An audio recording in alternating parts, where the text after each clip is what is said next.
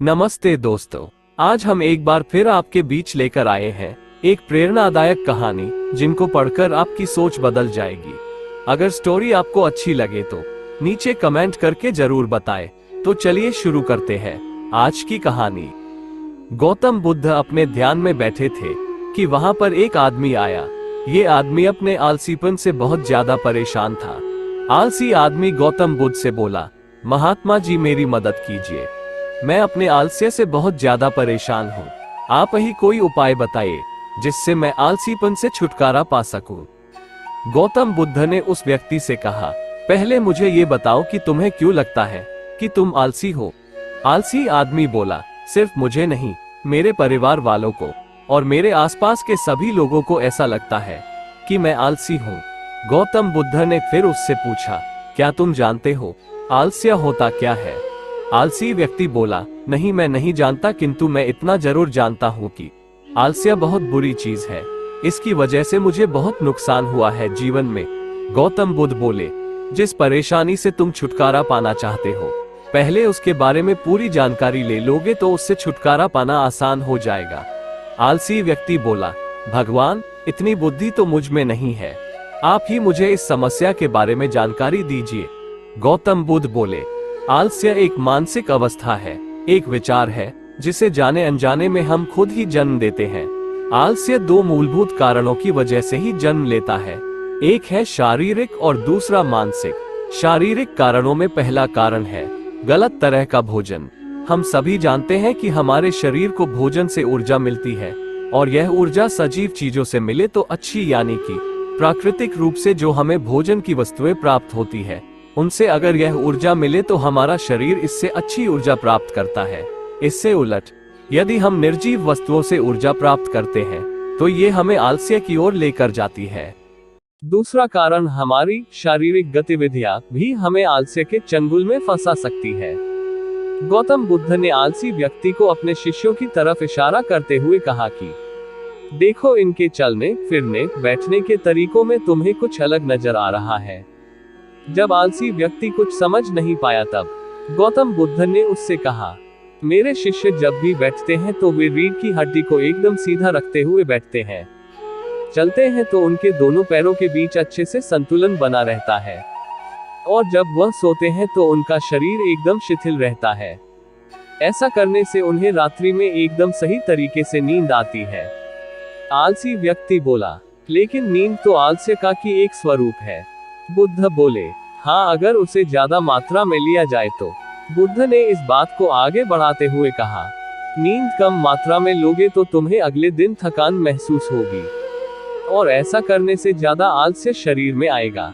नींद ज्यादा लोगे तब भी यही परिणाम होगा। इसलिए नींद को ना ज्यादा ना कम, एकदम सही मात्रा में लेना अति आवश्यक है। आलसी व्यक्ति बोला, हाँ, ये तो मैंने भी अनुभव किया है। बुद्ध बोले, अब मानसिक कारणों के बारे में जान लो। मानसिक कारणों में सबसे पहले है हमारी पुरानी गलत धारणाएं। अक्सर ऐसा होता है कि हम पहले जिन कामों में असफल हो चुके हैं, हमारे अंदर ऐसी भावनाएं बन जाती है कि हम उस काम में हमेशा असफल होते रहेंगे, जिस वजह से हमें उस काम को करने में आलस आता है।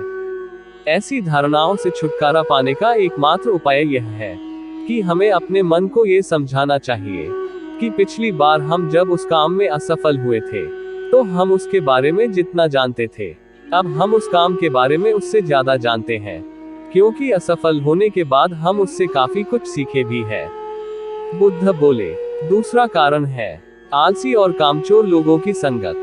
कई बार ऐसा होता है कि हम आलसी नहीं होते, मगर जिनके साथ हम रहते हैं हम उन जैसे बनने लगते हैं। इससे छुटकारा पाने का उपाय बहुत सरल है। कामचोर और आलसी व्यक्तियों से दूर रहो। ऐसे व्यक्तियों की संगत में रहो जो अपने काम को बड़ी लगन से करते हैं और तुम्हें कुछ सिखा पाए।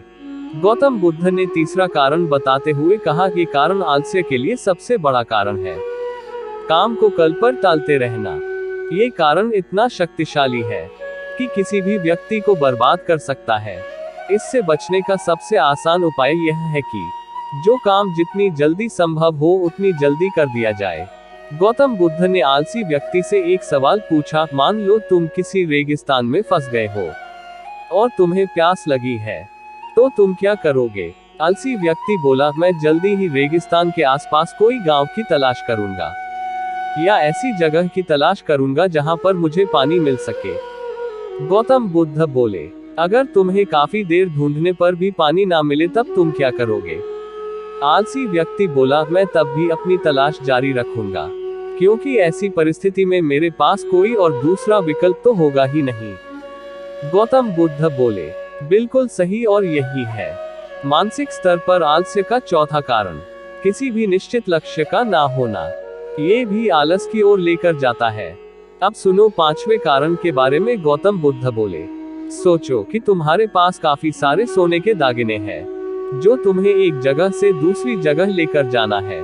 तुम चलते चलते थक जाते हो और किसी पेड़ के नीचे बैठ जाते हो, और तभी तुम्हें दूर से तुम्हारी तरफ दौड़कर आ रहे डाकू दिखाई देते हैं।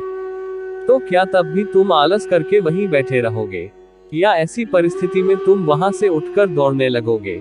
आलसी व्यक्ति बोला, जी मुझे वहां से दौड़ना ही पड़ेगा, नहीं तो मेरी जान और सोने के दागिने दोनों खतरे में पड़ जाएंगे।